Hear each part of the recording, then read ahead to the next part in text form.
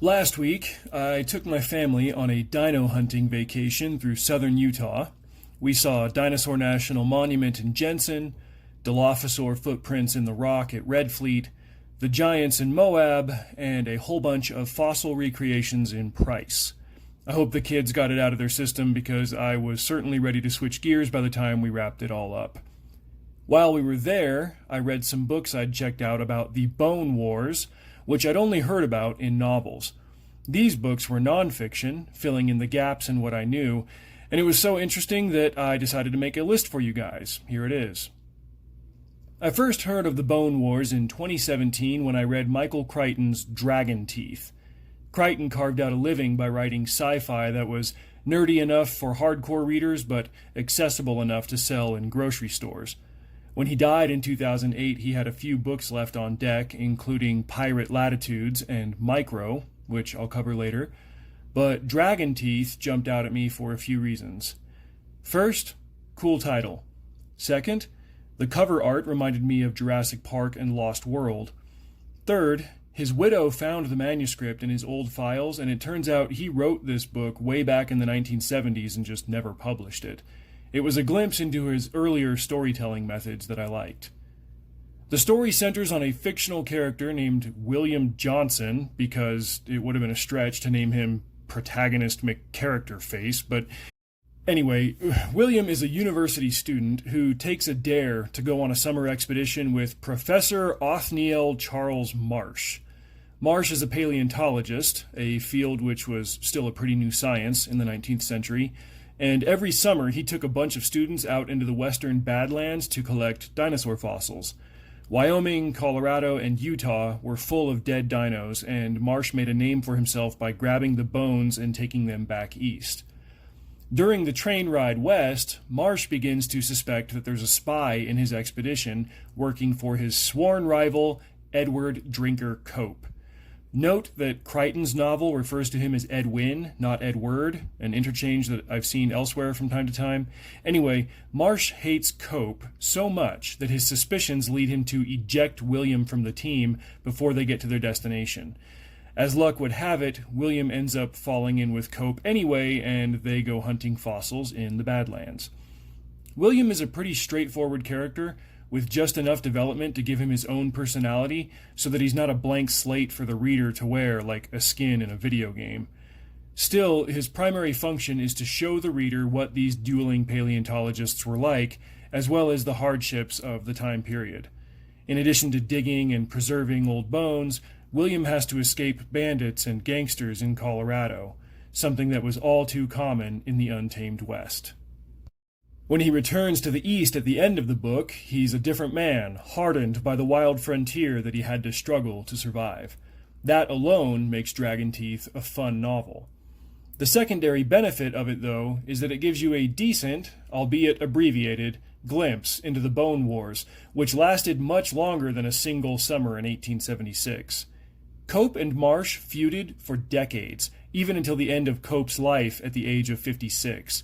They sabotaged each other's expeditions, mixed around the bones in one another's finds, and sniped at each other in popular publications endlessly. More on that in a minute, though. Our next fictional foray featuring the Bone Wars will involve a fantasy series I've mentioned before in my Teddy Roosevelt video. Mike Resnick's Weird West tales focus on Doc Holliday and Thomas Edison. In this alternate history, they try to spearhead the westward expansion into Indian territory, but they were stopped by Indian medicine men like Geronimo. It's an excellent series that I highly recommend, with a content warning for language and sensuality. The fourth book in this series, called The Doctor and the Dinosaurs, sees Professor Marsh and Cope leading their historical expeditions into this fictional version of the Badlands. Geronimo enlists the help of Doc Holliday to get the paleontologists to leave, because digging up the bones just means trouble for everyone. He even uses his magic to resurrect some dinosaurs at one point, giving us this awesome scene from the cover. While this story is a complete fiction, it's based heavily on actual people and events, which Resnick lays out in the appendices of his novels. You can probably get away with jumping right into Book 4 if this is the one that interests you, but I would suggest reading the whole series. Our third and final foray into the Bone Wars novels is by Canadian author Kenneth OPPEL, called Every Hidden Thing. It features two fossil hunters named Bolt and Cartland who are basically Cope and Marsh, even down to the initial incident that triggers their rivalry. Bolt is a Quaker, like the real-life Cope, and Cartland has military support like the real-life Marsh. The story starts with Bolt, presenting an Elasmosaurus skeleton at a conference, only for Marsh, Cartland, to publicly humiliate him by pointing out that he put the skull on the wrong end of the body. This happened in real life, and OPPEL used it well in the book. For the most part, the rest of Every Hidden Thing focuses on Bolt's son Samuel and Cartland's daughter Rachel, since it's a YA novel. They fall in love despite their father's rivalry and work together to uncover a T-Rex skeleton that the local Indians have concealed.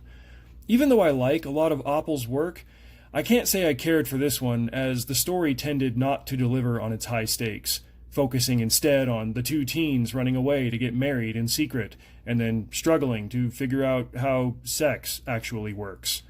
There were way too many scenes about that, and they were too detailed, and the whole thing just didn't land well. In real life, it was Cope who had a daughter, while Marsh never married or had kids. And that right there is a perfect segue into my favorite book of this video, called Bone Sharps, Cowboys, and Thunder Lizards. It's a graphic novel by Jim Ottaviani, heavily researched and sourced by a fact and fiction appendix at the very end. Ottaviani read a lot of stuff about Cope and Marsh, as well as other historical figures like Charles Knight, a professional artist tasked with creating images of what dinosaurs were supposed to look like. Out of all of the Bone War books I've read, this is the one I would recommend to anyone and everyone because of its accuracy, its accessibility, and its entertainment value. Anywhere in the book where the writers deviate from actual history, they chart it in the back so you can know the full story. When I was in Moab looking at recreations of the shelters that fossil hunters used, I noticed that they looked just like the ones drawn in the book when Cope was looking for another big find. That kind of attention to detail is worth your time as a reader. So check this one out, it's really good. On a closing note, I've got these two books, All Yesterdays by John Conway and The Fossil Feud by Elizabeth Shore. All Yesterdays isn't really about the Bone Wars, it's about dinosaur appearances in general and how we are wrong about their looks. Ottaviani showed in his book how Charles Knight tried to model the dinosaurs off of modern-day animals. Yet, according to All Yesterdays, that's not completely reliable. This kind of examination shows us that we still don't know a whole lot about previous life forms on this planet, and we need to be open to having our minds blown as new discoveries unfold in this field. As for The Fossil Feud, this one is an exhaustive nonfiction that tracks every single point of conflict between Cope and Marsh, going back to the beginning, from their initial friendship to the tense letters they started to exchange. Then their debate took shape, and newspapers stepped in to egg them on, and soon they were in a full-blown ideological war that defined their careers. If you want to know every step-by-step turn of the Bone Wars and how these men duked it out, this is the book for you. Just be prepared to take breaks, because, man, the information is thorough.